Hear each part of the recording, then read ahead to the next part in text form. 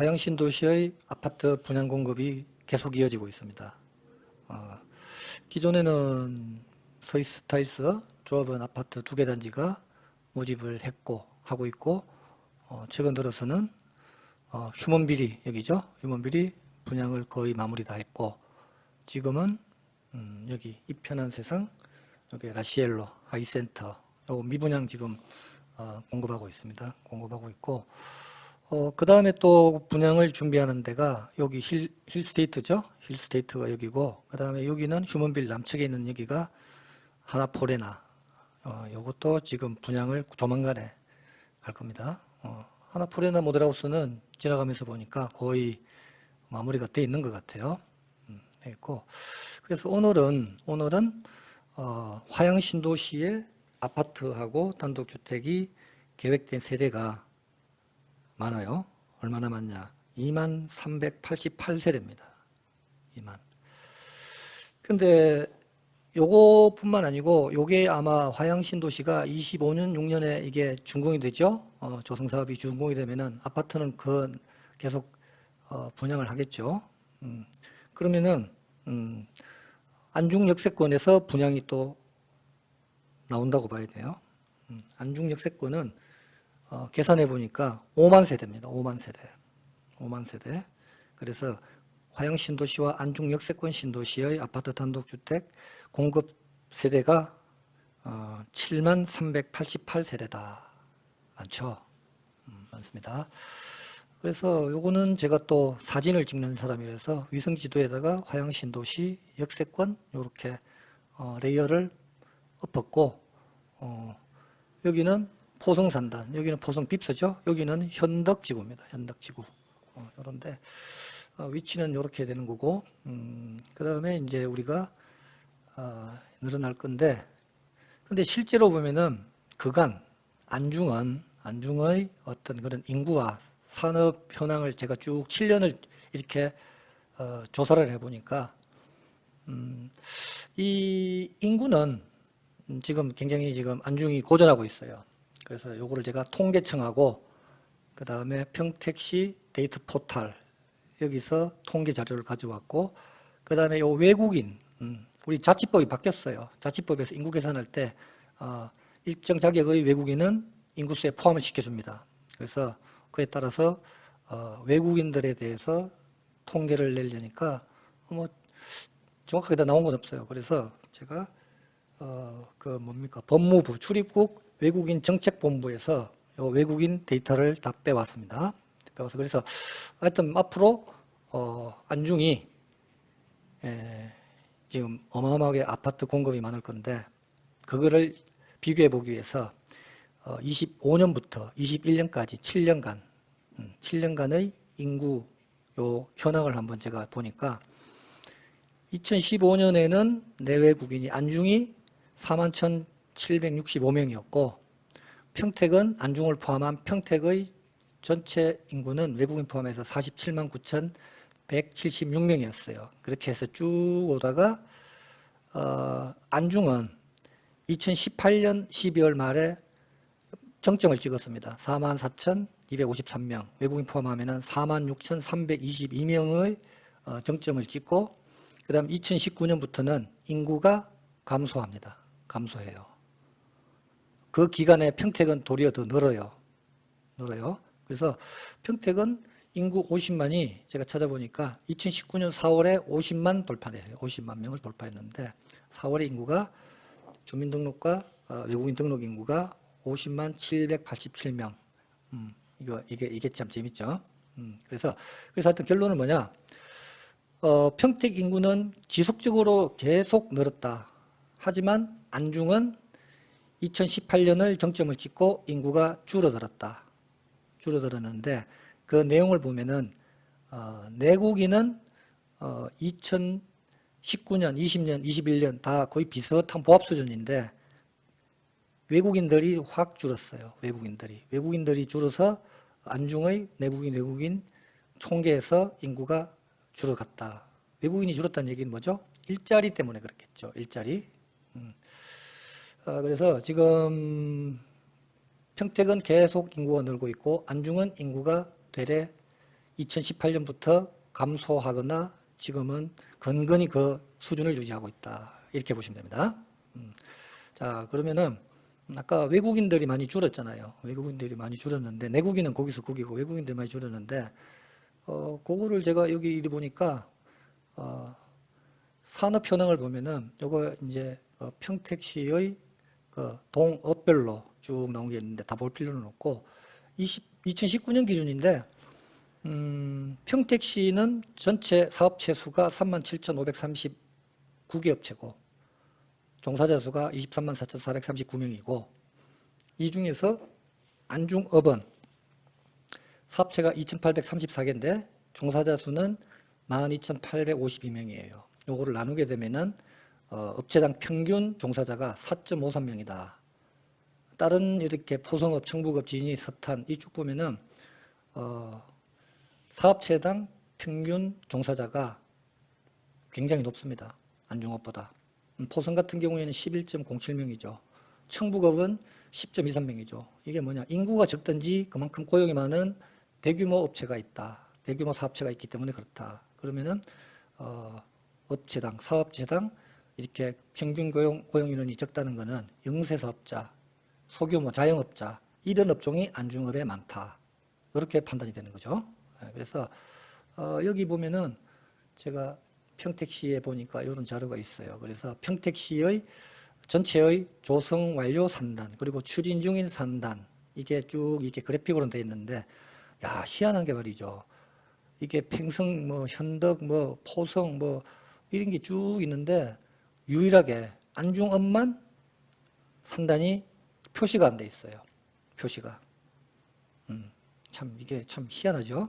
아무튼 지금 요렇습니다. 요렇고 그 다음에 이제 우리가 이게 일자리와 인구가 굉장히 중요한데 그래서 일자리가 있고 아파트 분양 공급이 되면 당연히 인구가 증가하겠죠. 증가해야 되는데 인구 증가는 도시의 경쟁력을 올리고 양질의 도시 및 정주 인프라를 불르고 키우는데 인구가 줄어들게 되면 이게 안 되는 거죠.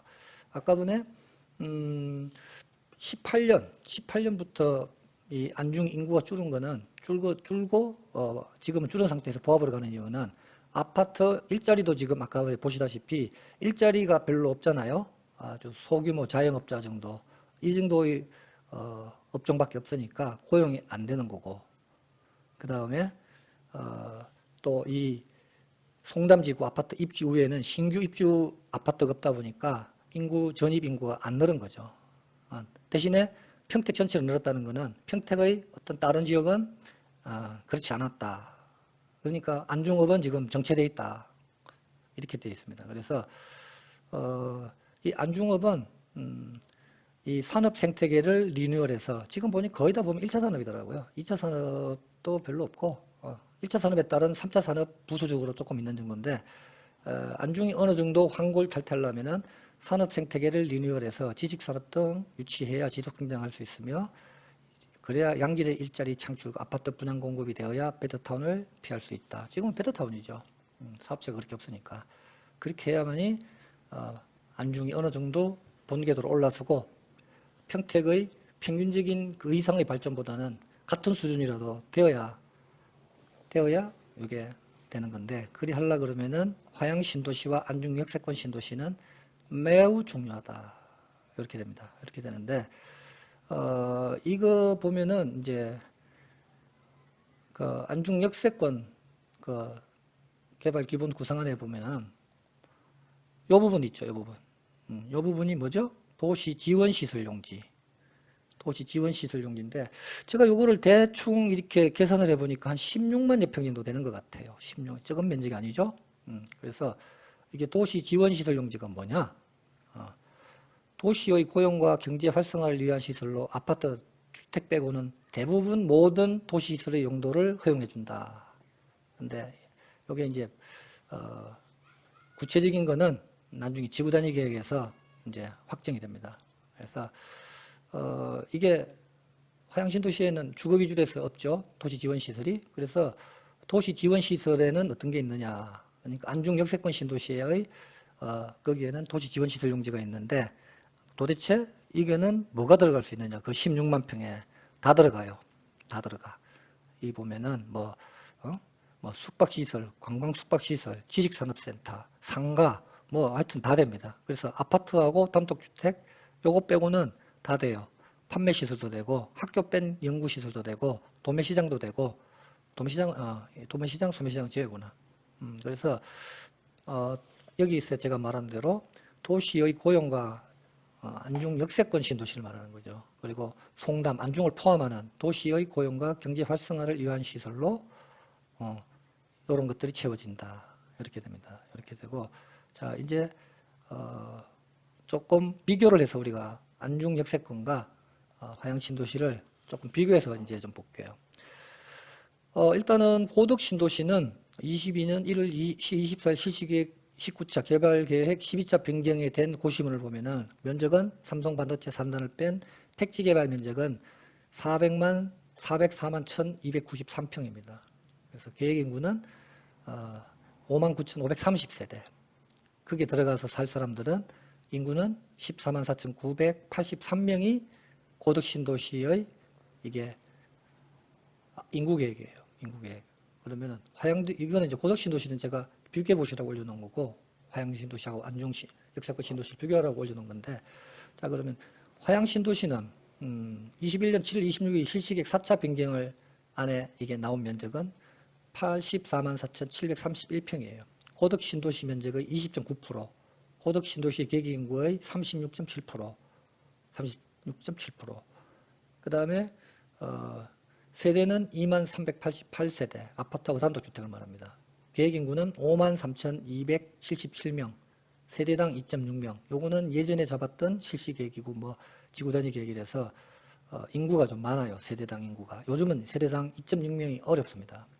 그래서 안중 역세권은 1단계, 2단계로 나눠서 이게 진행이 될 건데 일단은 1단계는 어디냐면은 그 도로 있죠.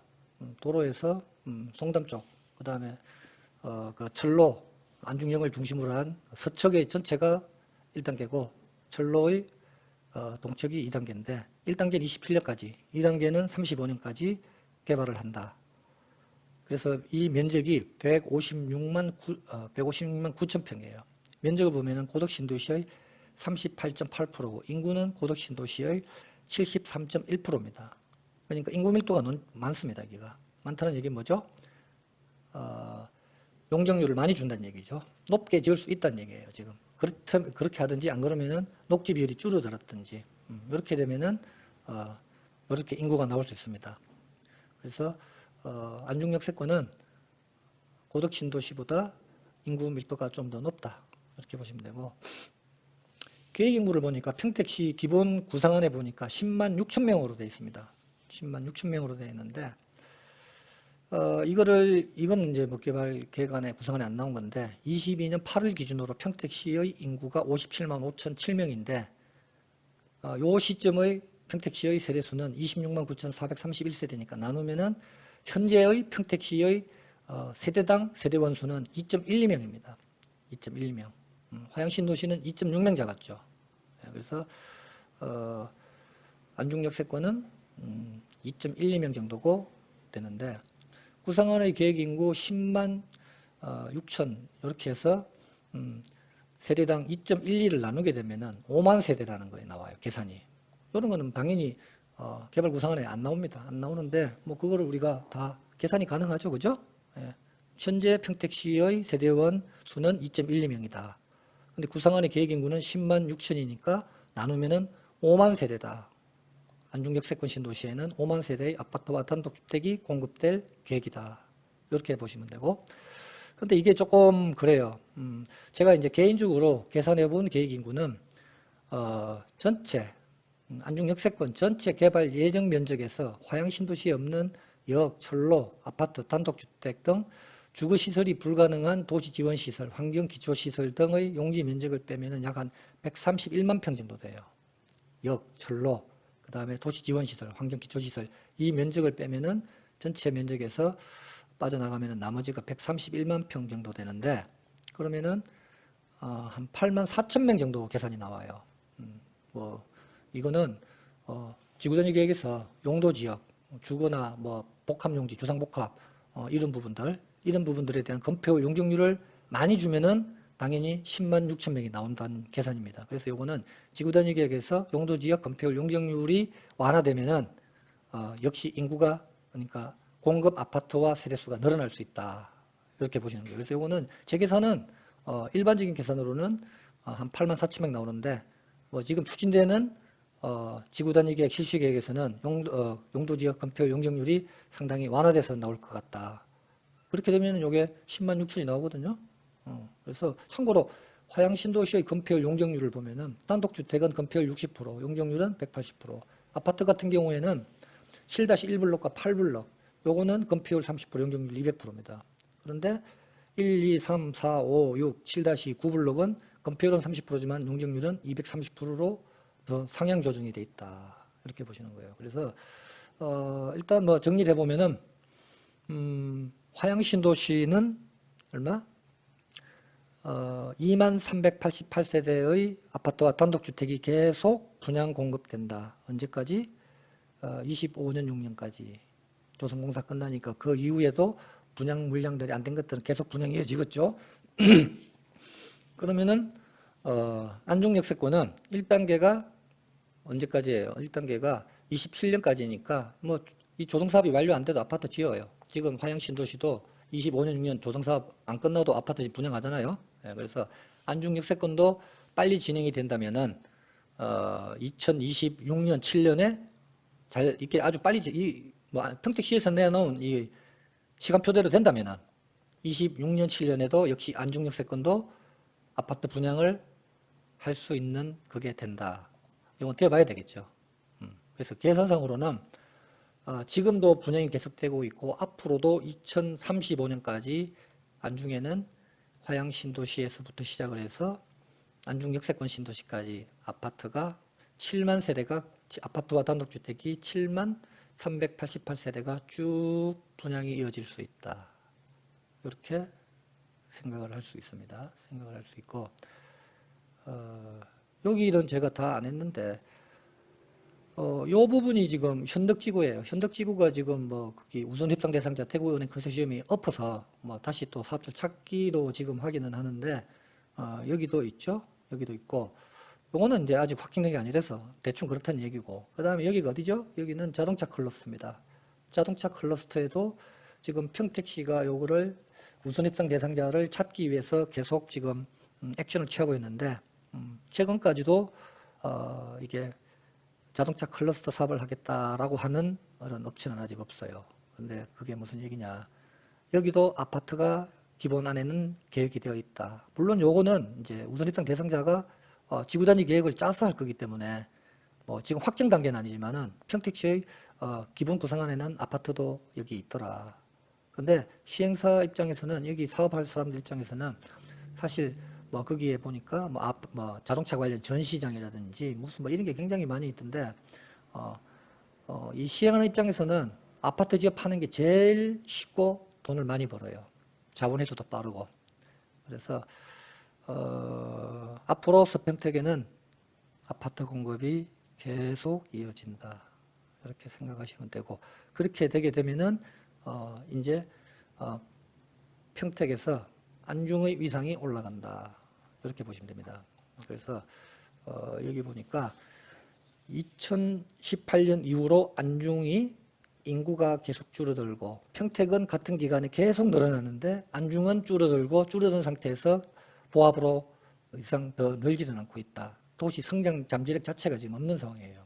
그래서 안중이나 안중역세권 신도시나 화양 신도시의 대규모 공급이 이렇게 되면서 아파트를 지어놓으면 누가 들어와도 살아요. 인구는 늡니다. 인구는 느는데 아까 제가 도시 지원 시설 용지라든지 지속 가능한 지식 산업 위주로 안중에서 어느 정도 이게 산업 생태계, 경제 생태계가 지역 이런 생태계가 바뀌어야만이 진정한 안중이 된다. 그래야만이 평택시에서 안중의 위상을 높이고 안중이 재대접을 받는다. 이렇게 보시면 됩니다. 와, 이게 뭐예요, 이게?